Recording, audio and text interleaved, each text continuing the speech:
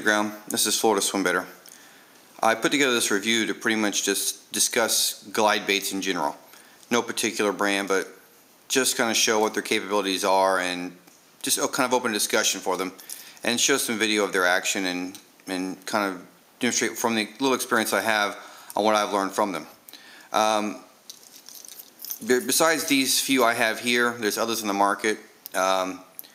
J-Fish from Killer Instinct Swimbaits has the F18, a couple sizes. That's a proven bait. It's caught fish at night, and it's pretty decent ones from more than just J-Fish, but other members. You have the Raygo Gladiator. Evergreen has some baits out there. S-Waver from River to Sea, but I believe that's a smaller bait. What we have here are two Gancraft jointed claws, a 148 and a 178. Now, although they're very similar, the size makes a big difference. I think it's the water resistance. These larger baits have a much wider, slower type S movement, which I think really gets the fish's attention. This bait here had some spacers. I filed those out to give it more movement, and I thought it gave me a better action. I wouldn't recommend someone doing that. I just decided to do it because I wasn't happy with the way it was working. These do not come with rattles. This bait here does. Extremely loud. This is a Lucky Craft jointed pointer. It's really a musky bait. I found it by accident in Illinois. There's two varieties. One is narrower that has the line tie underneath the nose. I didn't particularly like that bait. It kept trying to flip on me.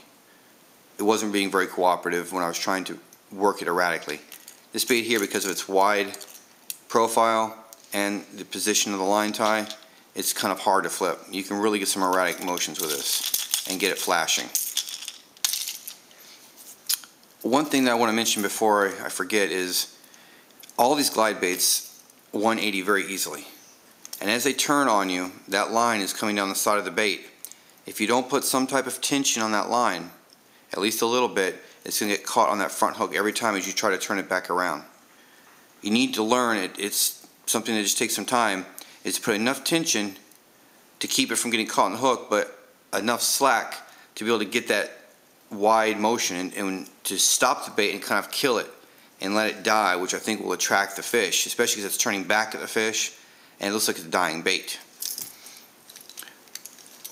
When and where to use these baits? Someone had asked that question. J-Fish is catching fish at night. I've caught them early in the morning, cloudy conditions, sunny conditions. The last fish I caught on this was 10, 11 o'clock in the morning, 95 degrees outside, sun shining bright, and he nailed this one. Clear water, this one I've caught fish in clear water, dark water, it doesn't really matter.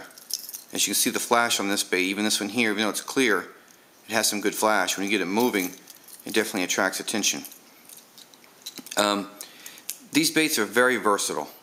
They have a wide range of motion, but the hardest part is the learning curve because it takes a lot of movement with your hands, the reel, the rod, the wrist action or no action at all to really get your potential out of these baits.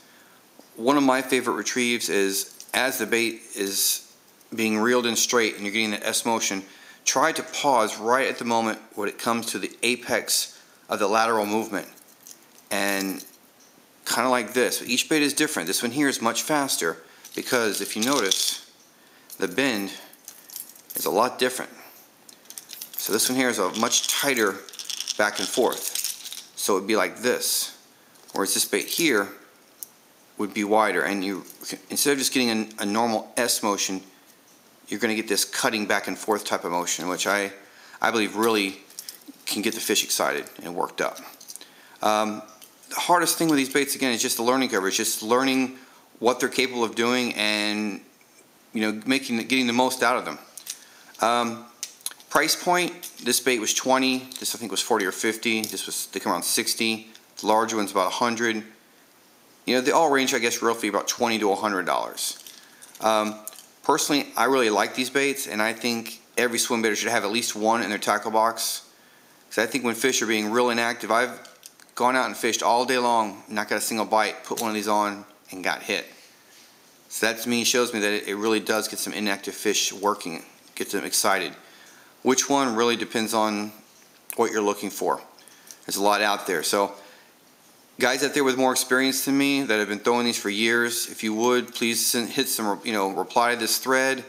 Throw up some video. Maybe you have a bait that you like better. You want to demonstrate it, or even post some pictures of the fish you caught on them to help the other guys out that are still have a lot of questions or on the fence about maybe purchasing one. Well, I've got some video now coming up of some demonstrations in the pool, but I wanted to tell you in advance, we're using these baits in a pool. These baits really need some distance. You need to chuck them out there, let them sink. It takes some time to get them working, to get the motion going that you want. So in the pool, it was really difficult to really show the true action of these baits, but I'll do my best. I hope you enjoy it, and thanks a lot for watching, guys. See ya.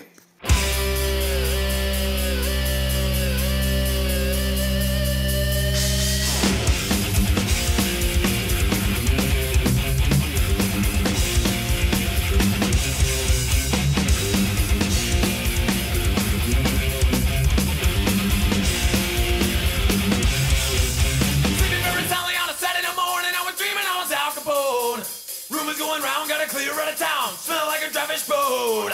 Here comes the law, gonna break down the door. Carry me away once more. Never, never, never want it anymore. Gotta get away from the stone cold floor. Crazy, stone cold crazy, you know.